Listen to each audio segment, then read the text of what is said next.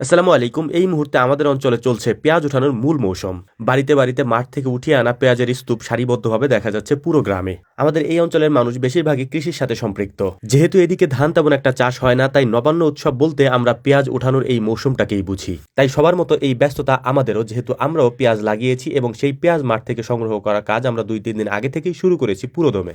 যেহেতু আমাদের এই অঞ্চলে 90% মানুষই পেঁয়াজ চাষ করে, তাই আমাদের এই দিকে এখন লোক সংকটটা প্রবল আকারে দেখা দিয়েছে। অর্থাৎ কাজের জন্য লোক তেমন একটা পাওয়াই যাচ্ছে না, কারণ সবাই নিজেদের কাজটা নিয়েই ব্যস্ত। এ কারণেই শরীর প্রচন্ড অসুস্থ থাকার পরেও সকাল থেকে সন্ধ্যা পর্যন্ত ওদের সাথে কাজ করতে হচ্ছিল। এই পেঁয়াজ ওঠানো, পেঁয়াজ বাড়িতে আনা, তারপর এগুলিকে ঢেকে রাখা। এগুলির অন্যতম একটি কারণ হচ্ছে আবহাওয়া। এই আবহাওয়ার জন্যই মূলত আমাদের এত তাড়াহুড়া, কারণ প্রতি ঘন্টায় ঘন্টায় দেখতে পাচ্ছি বৃষ্টির আবহাওয়া দেখাচ্ছে, ঝড়ের আবহাওয়া দেখাচ্ছে, যে কারণেই আমাদেরকে একটু তাড়াহুড়ো করতে হচ্ছে। কারণ এই মুহূর্তে যদি বৃষ্টি নেমে যায় তাহলে আমাদের মারাত্মক ক্ষতির মধ্যে পড়তে হবে এই পেঁয়াজগুলি উঠানোর ক্ষেত্রে। হয়তো আমার কণ্ঠস্বর শুনে বুঝতে পারছেন যে আমার শরীরের কন্ডিশনের কি অবস্থা।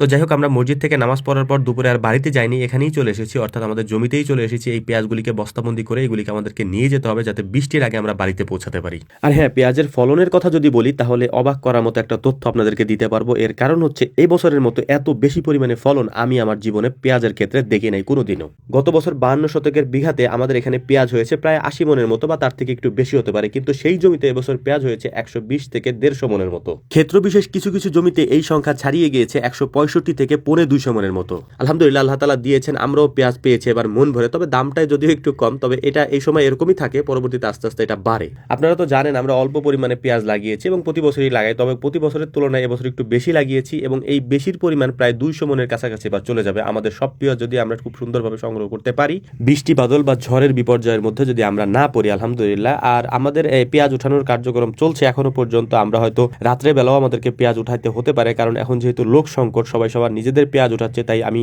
যে ছোট ভাইরা আছে, আপনারা যাদেরকে দেখেন, ওদেরকে বলেছিলাম, ওরা বলেছে ভাই দিনের বেলা তো সম্ভব হয় না, তাই আমরা রাত্রে বেলা এই পেঁয়াজ উঠানোর ব্যবস্থা করবো ইনশাআল্লাহ। কারণ আমার এই পেঁয়াজগুলা বৃষ্টির আগে উঠায় আনতেই হবে, এছাড়া আমার অন্য কোনো বিকল্প আর রাস্তা নেই। ফলনের ব্যাপারটা শুনে হয়তো অনেকে অবাক হতে পারেন, তবে যদি আমাদের এই অঞ্চলে কারো আত্মীয় স্বজন থাকে তাদের থেকে একটু জেনে নেবেন যে কি পরিমাণ পেঁয়াজের ফলন এবছর হয়েছে আলহামদুলিল্লাহ। আমি গত কয়েকদিন আগে আমাদের যে আরেকটা চ্যানেল রয়েছে আমাদের ফসল, ওইখানে আমি বলে দিয়েছিলাম বা একটা ভিডিও করে আপনাদেরকে দেখিয়েছিলাম যে বৃষ্টি হওয়ার কারণে পেঁয়াজগুলির সাইজ কিরকম আস্তে আস্তে বড় হয়ে যাচ্ছে এবং ওই সময় বৃষ্টি হওয়াতে পেঁয়াজের কি পরিমাণ উপকার হয়েছে এটা আমি আপনাদেরকে দেখিয়েছিলাম। আর আলহামদুলিল্লাহ এটা তারই একটা প্রতিফলন, কারণ ওই সময় মানে যখন পেঁয়াজ আস্তে আস্তে নামতে শুরু করে, তখন যদি হালকা পরিমাণে পানি পায়, মানে বৃষ্টির পানি পায় বিশেষ করে, তাহলে পেঁয়াজের ফলন একেবারে দ্বিগুণ হয়ে যায়, এরকম অবস্থা হয়। তো যাই হোক, আলহামদুলিল্লাহ 2টা জমি থেকে পরিপূর্ণভাবে আমরা পেঁয়াজ উঠিয়ে বাড়িতে নিয়ে এসেছি এবং এই পেঁয়াজ কাটার কাজটা মূলত আমার বোন করে। আর আপনাদের ক্ষেত্রে একটা জিনিস আমি বলে দিই, সেটা হচ্ছে এই সিজনে বিশেষ করে আমাদের এদিকে না আসার জন্য আমি বিশেষভাবে অনুরোধ জানাচ্ছি। এর কারণ হচ্ছে যেহেতু উঠানে বসে এই পেঁয়াজগুলি কাটা হয়, আর কেউ যখন